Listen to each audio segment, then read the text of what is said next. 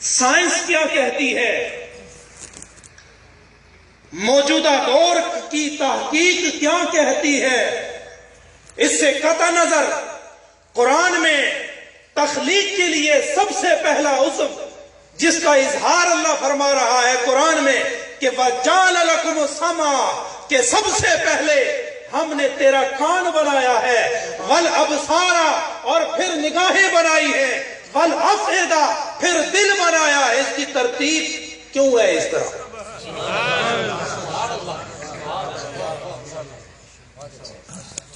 Science کو چھوڑو، science کیا کہتی ہے؟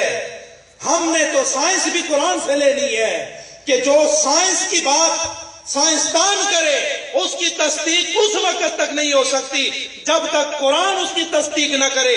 جب قرآن اس کی تصدیق کر دے تو سائنس کو مانا جا سکتا ہے، اور قرآن 1400 سال سے لے کر قیامت تک سائنس کی تصدیق ہی کرتا چلا آ رہا۔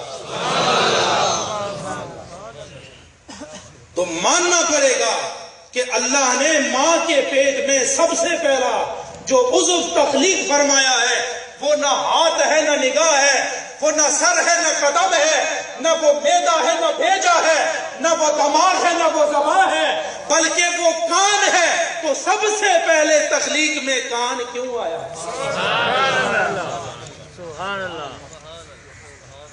حضرات گرامی، مجھے میرا وجدان کہتا ہے، مجھے میرا وجدان کہتا ہے کہ جب عالم ارواح کی کانفرنس ہوئی، ساری ارواح کو اکٹھا کیا گیا، ابھی دیکھا نہیں ہے، ابھی سنا نہیں ہے، ابھی سمجھا نہیں ہے۔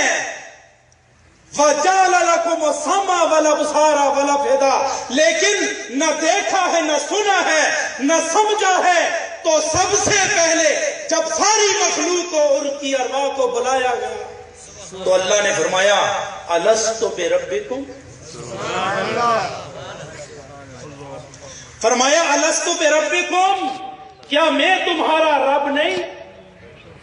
تو وہ روح کے بھی کان ہے نا، کوئی انکار کر سکتا ہے؟ ارے روح کے کان ہے کہ نہیں؟ روح کے بھی کان ہے، روح کی بھی نگاہ ہے، روح کی بھی سمجھ ہے۔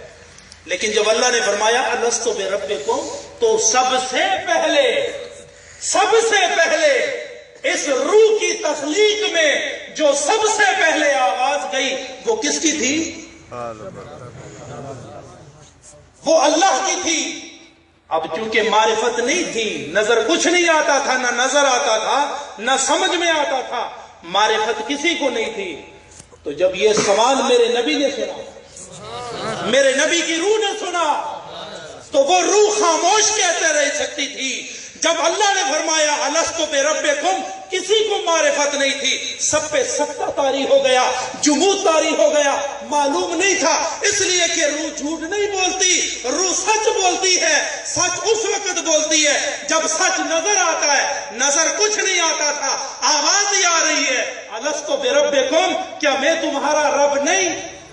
تو چونکہ نگاہ کام نہیں کرتی تھی، معرفت نہیں تھی، اور یہ معرفت اور نگاہ صرف محمد عربی کو ملی تھی۔ میرے نبی نے فرمایا بلا اے رب، کیوں نہیں، تو ہی تو ہمارا رب ہے۔ پھر اللہ نے فرمایا أَلَسْتُ بِرَبِّكُمْ، تو سب نے کہہ دیا بلا، تو ہی تو ہمارا رب ہے۔